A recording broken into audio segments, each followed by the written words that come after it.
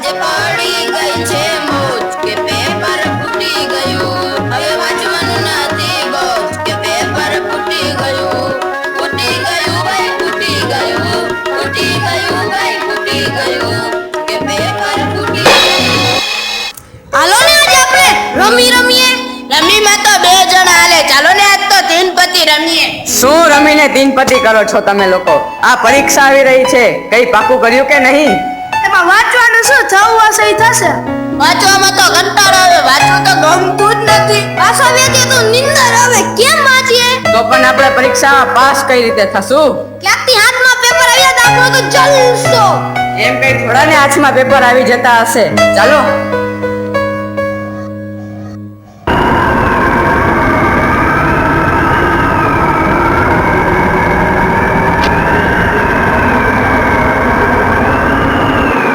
તમારી સમસ્યાનો ઉકેલ મારી પાસે છે.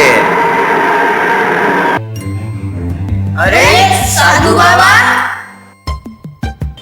હા, હું તમારી સમસ્યાનો હલ હું કરી શકું છું. બોલો, કરવી છે? પણ અમે તમારી વાત ઉપર વિશ્વાસ કઈ રીતે કરીએ?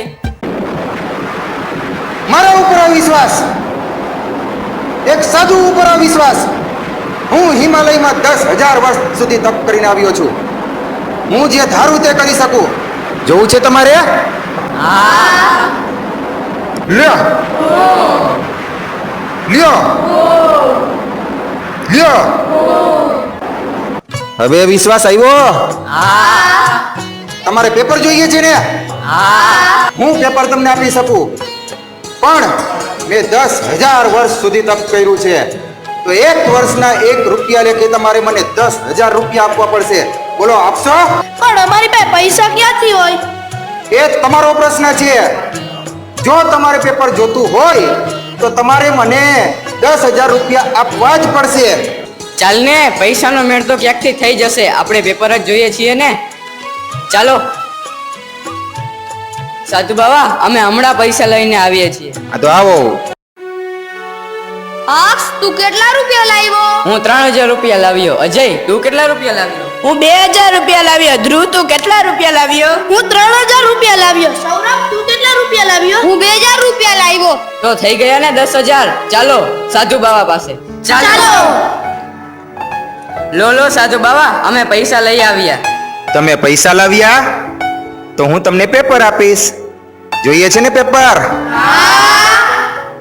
તો આ રહ્યું તમારું પેપર.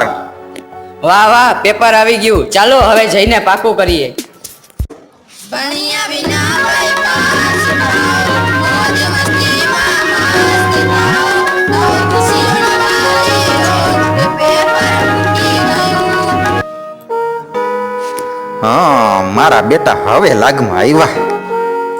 વાંધો નહીં, જોઈ લઈએ. આ બાવાએ તો આપણે છેતર્યા, આપણા પૈસા પડાવ્યા. બાબાને તો દેવી જ પડશે એ પણ શું દઈ દેવે? એ બેઠો બાવો, ચાલો મારો. થોભી જાઓ, એ તો બાળીને ભસ્મ કરી નાખીશ. બેસો.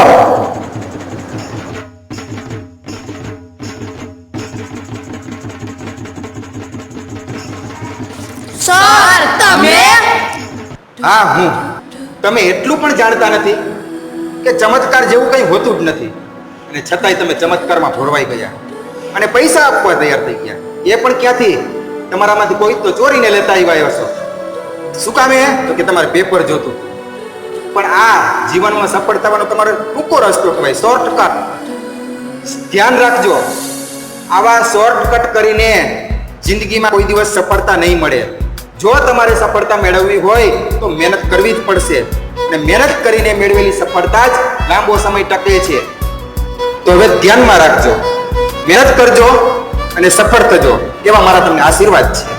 હા સાહેબ આજથી અમે પ્રતિજ્ઞા લઈએ છીએ કે ખોટું કદી કરીશું નહીં મહેનત કરીને જ સફળ થઈશું